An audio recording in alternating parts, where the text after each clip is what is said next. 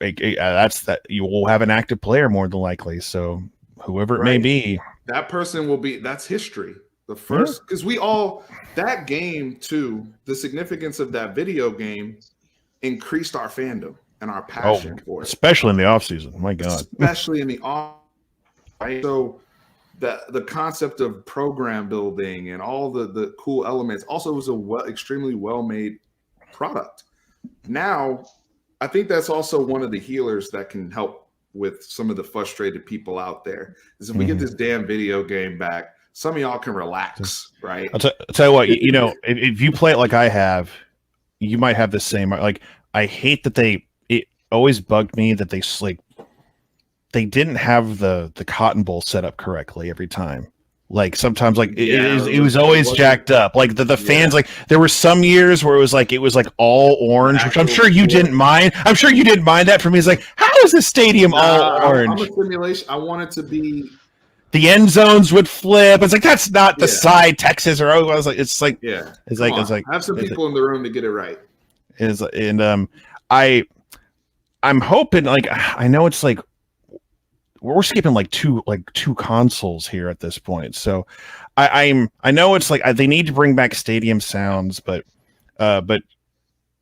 I look forward to that game every year, and I can close my eyes and I can hear the sounds. Like I've been at the game up 3 or 4 times, and I can even your guys' stuff, which is like blasphemous, but I hear our stuff from our band whenever I see that game or picture that game, I always hear the jingle percussion you guys have, the ding ding ding ding ding. It's like it's in my head during a drive. I love both stuff. When both are combined on the field, I want to beat you down. I want to rip your heart out, but still, I love when both teams are on the field. It's like that game is one of the last, and I mean last, like along with like the Rose Bowl, last old school traditions left. It's like that, the Rose Bowl. And there's no reason. See, I'm all about holding on to traditions as long as they make sense for where we're at in society. There's no reason to change that. It's beautiful. Let's continue to do it. Let's continue to celebrate it. The only thing I've ever argued to tweak about Texas OU is the kickoff time, because I've been there the last few times, and sometimes I don't like 11 a.m. kickoff. We can push it to 2. That should be a 2:30 kick every year. If we have a 2:30 kick, then to me, then the situation's perfect.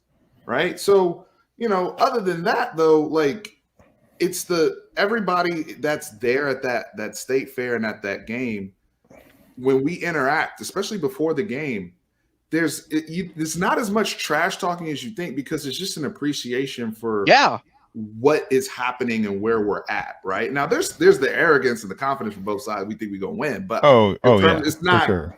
It's not nasty like people would think that it could be. And then after the game, one school's going to have a blast and spend a whole lot of money at the fair, right? And so it's an incredible tradition. It is a long, like if you're in the upper deck or whatever, and you lose that game, it is a long wait to get out of that.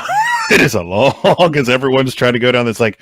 And you're thinking about that one play in the third quarter, or you're thinking about that incomplete. I just had the most painful experience this past, you talk past about 2 years and the lowest of the lows. I mean, last 2 years. I mean, the overtime one for me. I know I threw my light or whatever, and I'll never act like that again on camera.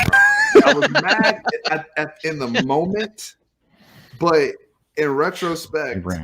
Of what I was more so mad because OU was so down at that point. Like we really could have eliminated OU because y'all hadn't found yourselves yet, and then y'all did find yourselves. We did not, and y'all won the Big 12.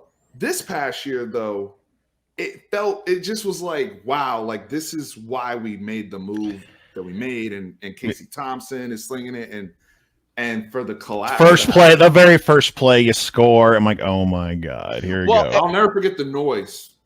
I'll tell you the game. Ooh. Dude, oh my goodness, yeah. I'll tell you this though, if it helps, based on what's about to go down, it's at this point right now, it's very difficult for me to go back and watch that, just knowing what's not coming back.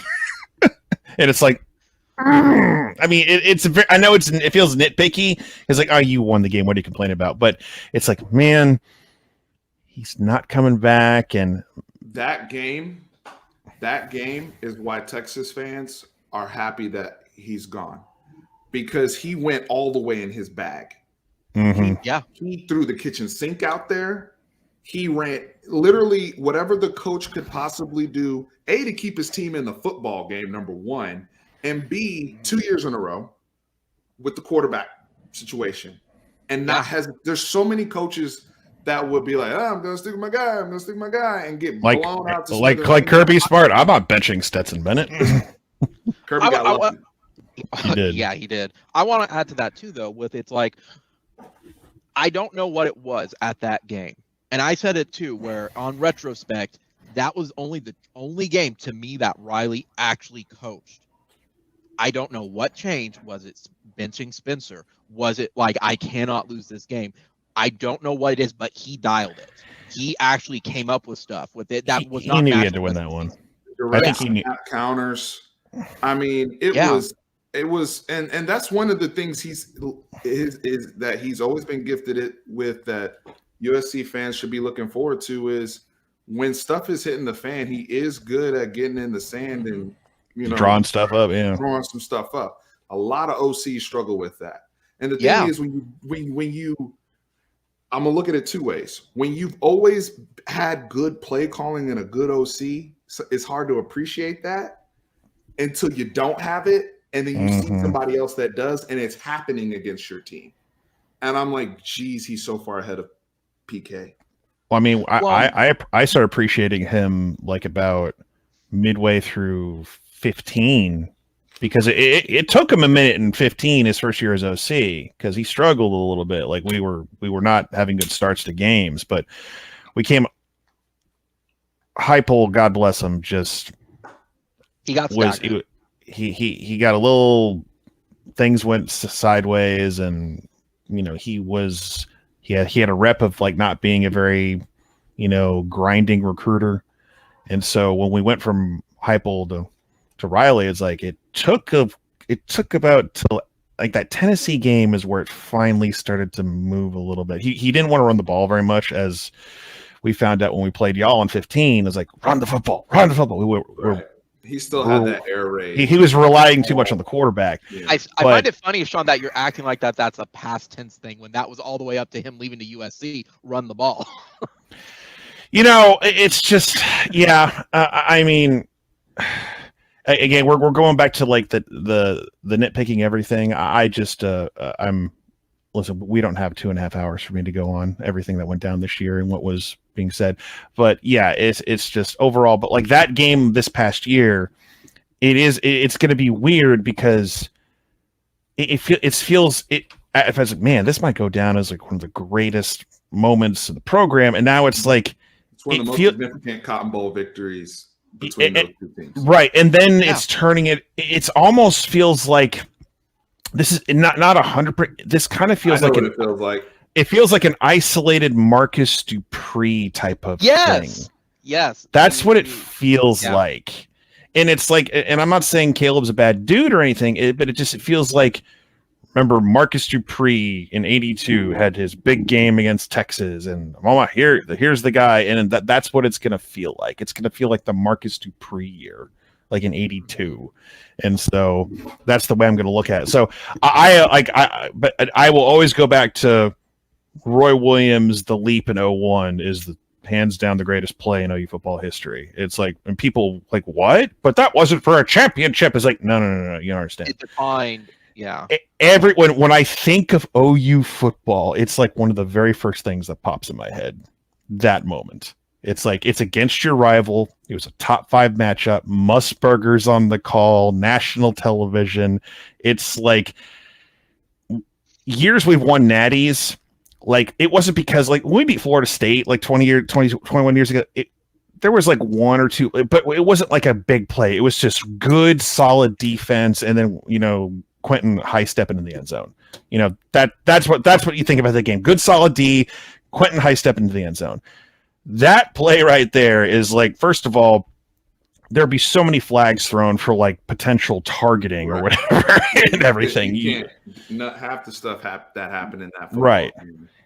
and it felt like those teams knew that it was going to be that type of game. Mhm. Kind of Yeah. similar. It's crazy we're saying this about the big. That's why perceptions. We gotta be three-dimensional thinkers here. It's crazy because the Big 12 now, even though the last 2 years defensively, it's been a very good league, very, very good defensive league. But back then, we hadn't gotten that perception yet about us being just, oh, there's no defense, it's only offense. Back then, and I think that's because both programs were humming and also had just so much NFL talent. Yeah. That's how LSU and Alabama fans look at the 9-6 game, right? Because that's one of the best football games I've ever seen. It reminded me of like Ravens Steelers in the mid 2000s, where not everybody's going to make it out alive from this situation because people are selling out every freaking play to blow somebody up. Like this is not for let the women and children go to the other room. Okay. That's what, if you go back and watch some of the stuff that was happening, is crazy. They are going to war today, and it is And- feelings will get hurt. Sean, that is actually a good point. That makes me think of from your earlier comment, Stephen, from OU Texas this year. You said you were at that game though, correct? I was. Where were you at in the Cotton Bowl specifically for it?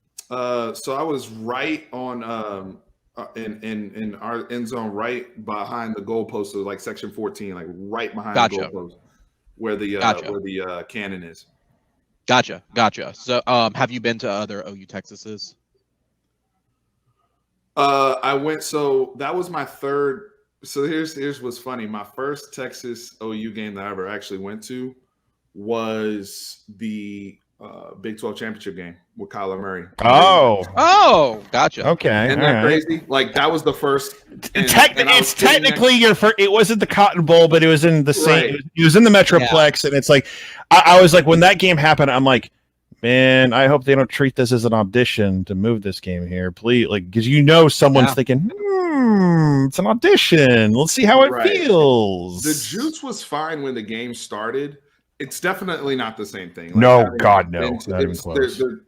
But I will say that game, it's different because it was like, you could tell it was a championship game because nobody was talking before. There was no like everybody. It was like the fans were there on a business trip.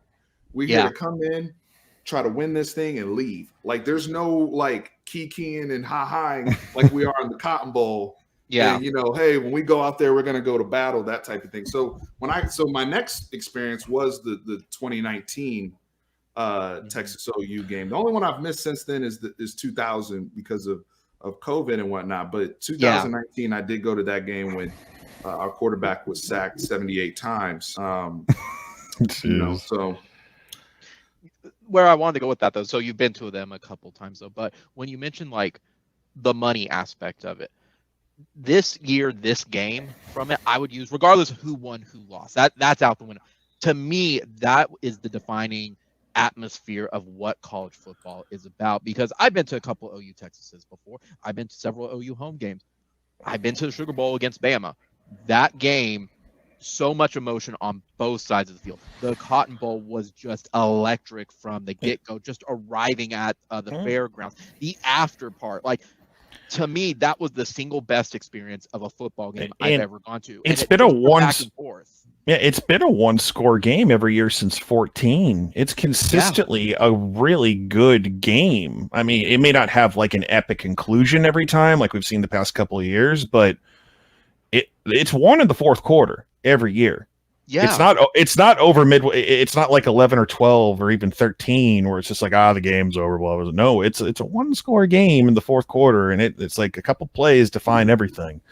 And to add with this one though, Sean, I would say unlike some of the ones before, there was, in my opinion, and feel free to correct me if I'm wrong, at least in the stadium, there was no telling what the outcome of this game was. There was some momentum. We're like, oh, OU's coming back. This is actually becoming a possibility.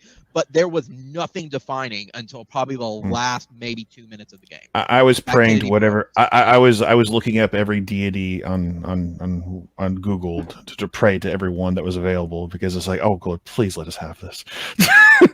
Well, it's what you said before, Sean, is when you get to that point, you don't want to lose that game, regardless of who it is. You don't. Yeah, when Casey hit that big play to score, it's like, oh man, this is gonna come to the bitter.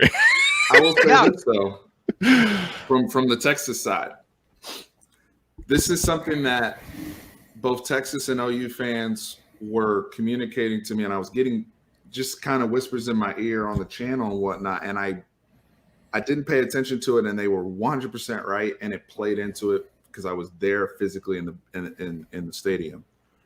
Steve Sarkisian and the staff, they talked about, oh, we've been in the Iron Bowl before, we've been in all these games. They were not prepared for the emotional juice that game required, and I'm gonna tell you why. When we came out, I've never seen Texas act like that when they came out of the tunnel.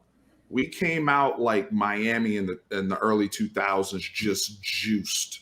Like I'm talking about, like it's almost like the kids really genuinely believed they were going to score on the first play of the game. Like we were amped. And having seen my team, now I've been in person every single time, I'm like, oh wow, they're super, super excited.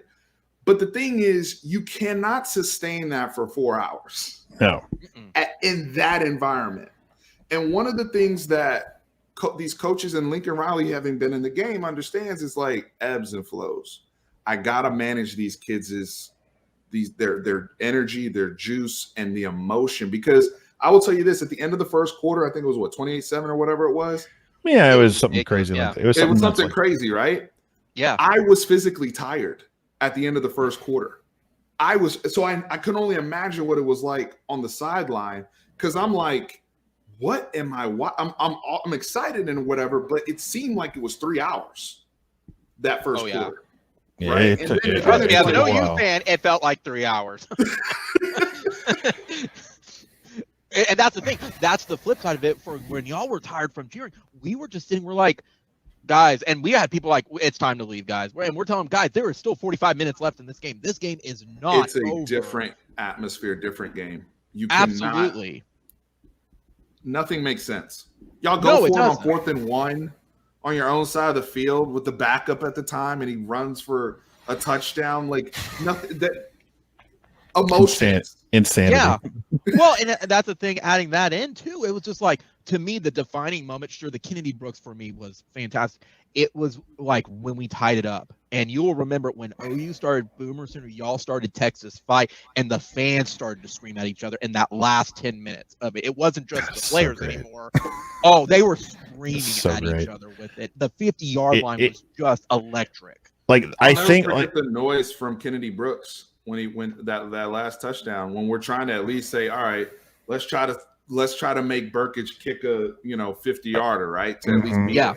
But then Kennedy Brooks takes it, and the dead silence, right? And from your end, you're hearing the roar from the other end. Is I'm like, because I know that feeling as like when you guys are like doing Texas Fight, and we're just kind of like. You're trying to process your emotions. Yeah, you're trying to. You're just like, okay, all right, we gotta get back in this, and it's just like, okay. But I'm getting hyped up for it again. Like, I can't wait for next year. That's what college football is about. Like, correct. That's where I was going with that. Next year's gonna be nuts because you're gonna have viewers. Maybe, I'm guessing. Is that the expectation? He's gonna be the man, I guess, or. Yes, the expectation. I would hope so.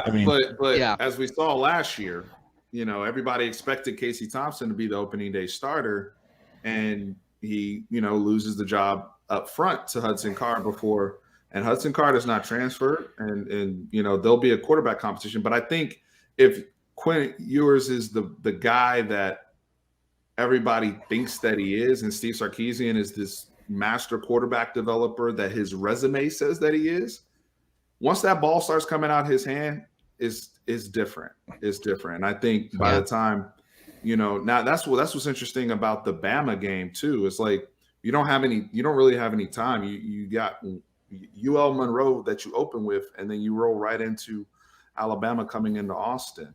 So at least you're not Alabama's revenge game. It'll be his job. Well, I mean, it's for whatever reason, like when y'all gave LSU a tough out a couple years ago when they're arguably the greatest team ever.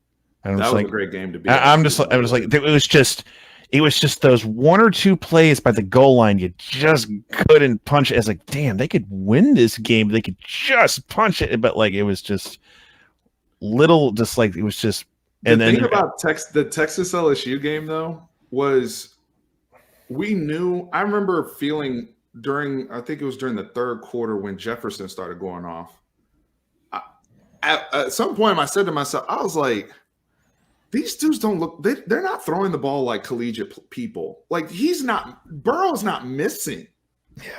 Jefferson's running routes like he's Steve Smith Jr. Like at some point I remember saying to myself, I'm like, how come they're not the number one team in the country? These dudes are amazing. Right? We found out. We found out, but we were really the first. They were 10-1 the year. They're 10-3 the year before, and they had a nice bowl game win against. I think it was UCF at that point. Yeah, they won the UCF. No one like Jamar Chase was like, oh, he had a nice bowl game. Jefferson had a nice freshman year, but nobody was talking about Joe Burrow as a number one overall pick, right? And so we got firsthand Joe Brady's in the booth calling the plays and all that, and like, wow, that was that they were truly an all-time juggernaut. It's just that we didn't know it at the time. And it's like, I feel like some of us as Texas fans would probably feel differently about that game if we had known. Like later, by the time they played Bama, it was everybody knew LSU was legit. Oh, it was like, okay. But it was like by the time everybody was like, "Ooh, I don't want to face that offense." We found out that we found out that Jalen Hurts making one read and trying to tuck it and run was not going to work against that team. Yeah. And we got LSU when they were beatable. We got LSU when they were it's like Jalen Hurts. LSU was self-aware by the time they played y'all. Skynet was all the way active, right? Yeah. At that point, there was no. It was inevitable, right? Like they didn't open the playbook Justin Broyles out there on Justin Jefferson trying to cover him on a flag route. It's like, bro, that's not even your fault. You have no chance. It's like Justin Broyles is like generally a really nice guy. He's not an elite. He's like he had a great bowl game against Oregon for what it's worth. But I tell Texas fans because they're like, oh, woo, and I'm like, well, go look at the NFL. For those of you who watch the NFL. Justin Jefferson is doing that. He went into the league day one and was doing the same thing to NFL corners. Yeah. Jamar Chase doing the same thing to NFL corners. You guys shouldn't feel like you can't play. It's just that these guys were elite all-time players that all ended up together, right? Like at that just nuts. But and then they can't. But they can only do it but then LSU get it all for that one, and then just explode afterwards, and they lose to Mississippi State week 1. And it's like, oh my god, this is different. But then again, everything was crazy in 2020.